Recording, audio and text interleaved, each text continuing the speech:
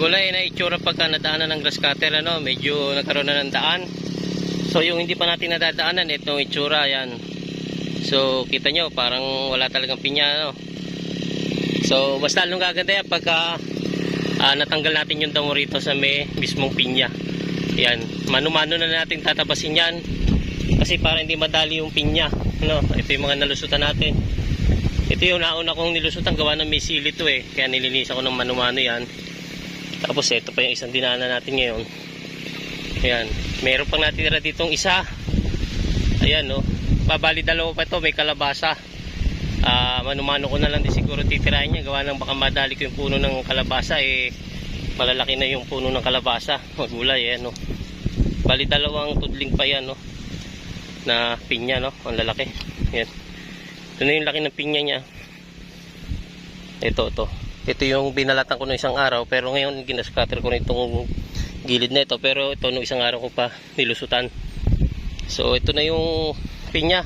So ang purpose nito is baka maglabas na ng bunga tong pinya, kanya mahalaga na malinisan, ano.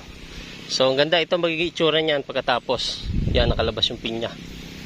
Kailangan kasi maabonohan natin to bago pa man lumabas yung bunga niya. Pari ko eh nagbabadya ng maglabas ng bunga ito eh. Ayan, no. Pwede naman natin pabungahin ito. Sundutin natin ang bunga, hulugan natin ng kalburo hanggat maganda yung ano niya, no, yung talbos.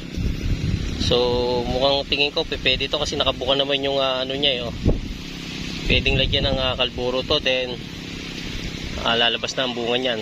So bahala na kung ano ang maging papagpasyahan ko magulay, kasi kailangan ko kasi pasaluhin yung suwi niya, palabasin. So mas maraming salo siya pag yung panahon, yung natural na pagbunga niya, kaysa doon sa pagbubungay natin hindi masyado nagsusuwi yun. So kailangan kasi natin maparami natin to at mapuno natin ito ng pinyano.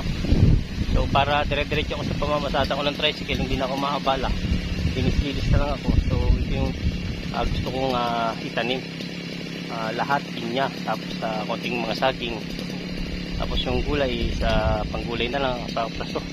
Masyado sinakapagod magtanim ng ibang gulay, gaya ng sitaw na yan, o may tinutulusan, masyadong matrabaho yan.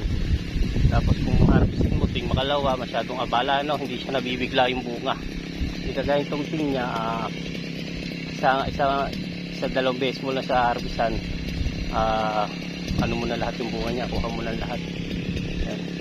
So ito na yung update. Mamaya tatalupan natin yung mga puno nito, magiging ganito yung tsura niya magulay, yung mga naunang yun.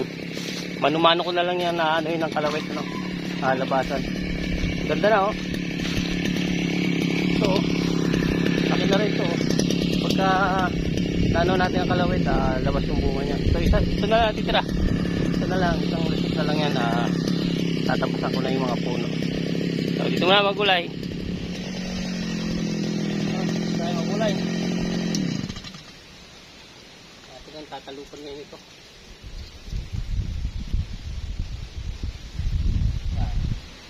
Palatan na natin ito. Para lumbas ang pinya, no? Ganyan lang. Hindi natin pwedeng gusto rin yung mismong puno ng pinya, no? Medyo tinamaan na nga rin yung pinya, kasi kasi ang dako. So balik ganyan naman gulo.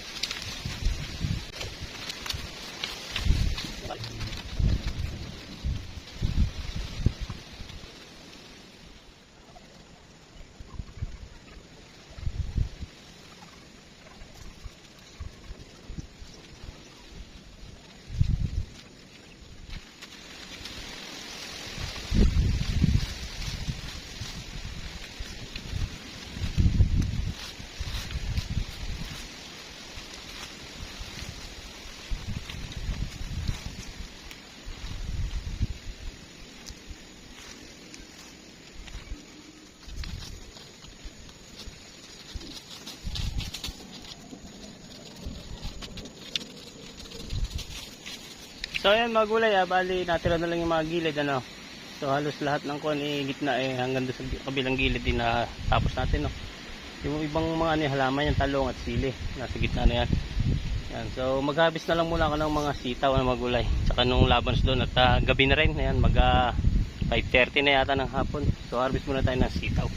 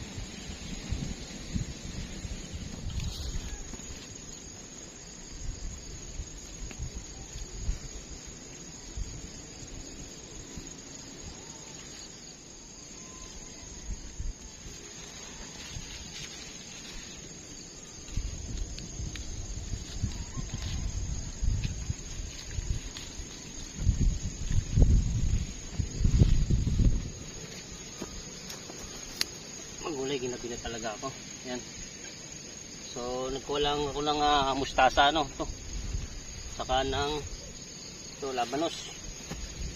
Ginabi na talaga mga gulay. Dukin lang tayo sa oras ng trabaho sa bukid. Yan. Saka ko rin tayo ng 2 upo So, 2 upo. Yan. Tapos labanos. Ginabi na tayo magulay.